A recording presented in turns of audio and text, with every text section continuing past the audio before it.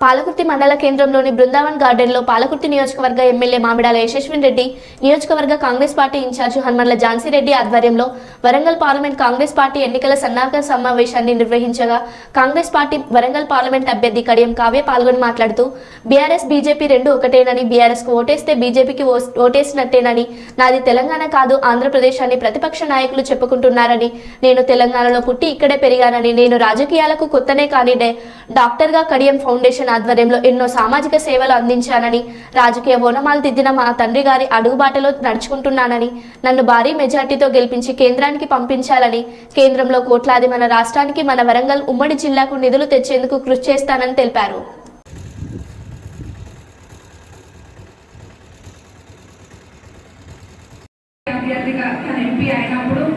డాక్టర్గా కూడా మనకి ఇంకేమైనా అవసరాలు ఉంటే దాన్ని తప్పకుండా చూస్తుంది.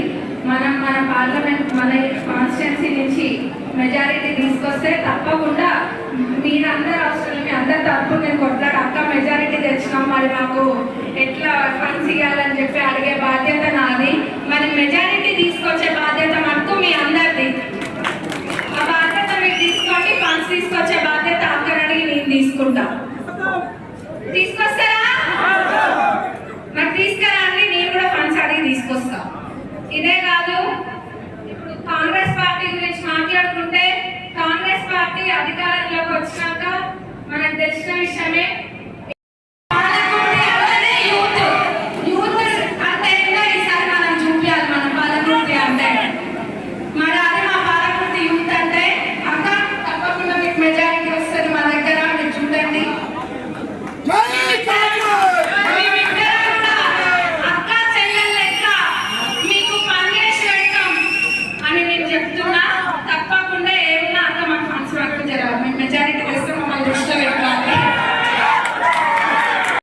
రైతుల పొలాలు లాక్కోవడము, రియల్ ఎస్టేట్ దందాలు చేయడము, తర్వాత రౌడీయిజము, అక్రమాలు, కొత్త లేఅవుట్లు వస్తే అందులో ఒక జాగా నాకు కావాలని బెదిరించడము, బ్లాక్మెయిల్ రాజకీయాలు చేయడము, అవి అన్నీ చేసి పార్టీ మారి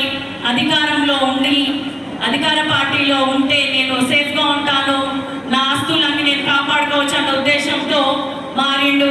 ఆయన వచ్చి నేను లోకల్ కాదంటున్నాడు, కానీ కడియం కావ్య లోకల్, ఇక్కడే పుట్టినా ఇక్కడే చదువుకున్నా. ఆయన కళ్ళ ముందే గత 6 ఏళ్లుగా వర్ధనపేట నియోజకవర్గంలో ప్రభుత్వ డాక్టర్గా కూడా పనిచేసిన అయినా కూడా ఆయన కళ్ళు మూసుకుపోయి నేను నాన్ లోకల్ అని చెప్తున్నాడు. కానీ నేను 100% ఇక్కడి బిడ్డనే, రాణి రుద్రమాన్ దేవిలాగా సమ్మక్క సారక్క లెక్క నేను చచ్చే వరకు ఉండేది వరంగల్ జిల్లాలోనే.